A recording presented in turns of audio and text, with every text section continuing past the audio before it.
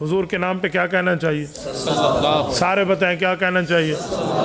جن کا عقیدہ ہے. میں اسی لیے آپ سے پوچھ رہا ہوں جو عقیدے والے بیٹھے, آپ نے حضور کے نام پہ صلی اللہ علیہ وسلم پتہ نہیں آہستہ کہا ہے, تو اس لیے میں آپ کو ایک بار مجھے شک پڑ گیا کہ میرے جلسے میں مہمان زیادہ ہیں یا مسلمان زیادہ ہیں. تو بھائی ہمارا عقیدہ اور نظریہ ہے, ادھر سے درود پڑھیں حضور کے روزے پہ کون لے جاتے ہیں؟ بولیے بولیے. اور رسول اللہ کے روزے پر پڑھیں کون سنتا ہے؟ جن کا عقیدہ ہے وہ ہاتھ کھڑا کریں. جن کا عقیدہ اور نظری کہ ہم ادھر سے درود پاک پڑھیں, درود پاک رسول اللہ کے روزے تک کون لے جاتا ہے؟ اور اگر یہ درود پاک اللہ ہم سب کو یہ توفیق عطا فرمائے اور اللہ فضل فرمائے کہ اللہ ہمیں روزے پر لے جائے, ادھر ہم درود پاک پڑھیں گے, اور جب درود پاک ہماری زبان سے ادا ہوگا تو آقا انعامدار اپنے روزے میں خود سنیں گے. جن کا عقیدہ ہے حضور اپنے روزے میں خود سنیں. جزاکم اللہ. یہ میں نے عقیدے کے اظہار کے لیے آپ سے پوچھا, اپنے عقیدے کے اظہار پہ کبھی مجھے شرم نہیں ہے. ہم کھلی کھلی بات کرتے, اپنا مجمع, اپنا مدرسہ, اپنا جلسہ, تو اپنا عقیدہ نہیں بتائیں گے تو کسی اور دے دسنا ایسی. لوگوں کو عقیدہ بچاتے ہوئے چہرہ دیکھے نا, ایسے جیسے کوئی پتہ نہیں عجیب قسم کی کوئی شکل ہو جاتی ہے. علم حدیث سامنے, میں حیا کرتے ہوئے کہتا ہوں عقیدہ نہیں بتا سکتے. دو وجہ ہے, یا عقیدے سے ناواقف ہے یا عقیدے کے غدار ہے.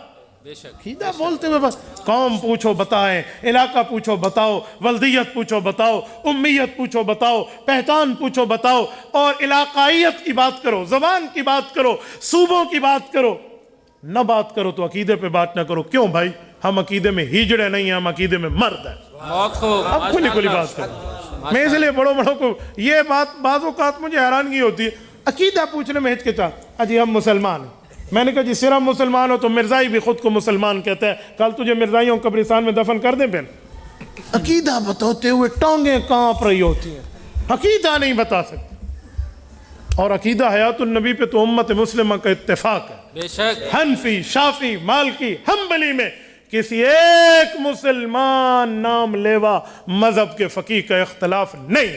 بے شک میں جس شہر میں بیٹھا ہوں یہ اکاڑا کی سرزمین ہے, یہ ضلع اکاڑا ہے, اور حجت اللہ فی الارض رئیس المناظرین مولانا محمد امین صفدر اکاڑوی کا شہر ہے رحمہ اللہ.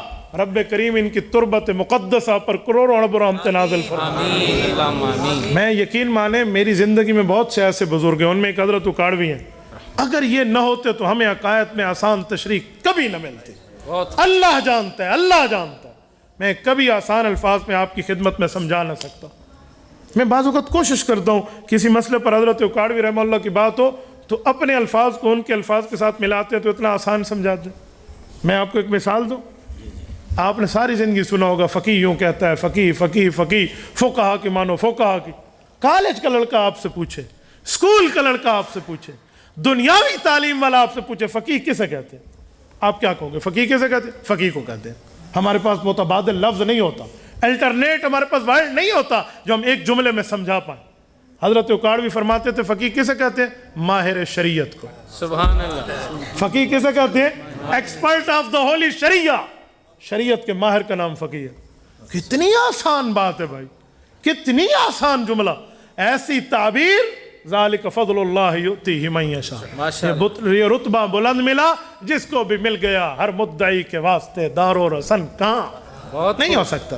ماشاءاللہ. تو اس لیے عقیدہ بتانے میں ہچکچاہٹ نہیں کرنی چاہیے, عقیدہ مردوں کی طرح بولنا چاہیے. اور پھر عقیدے پر شرم بھی نہیں ہے, عقیدے کو کھلا کھلا بندہ بیان کرتا ہے, اجی ہم دفاع کرنا جانتے ہیں.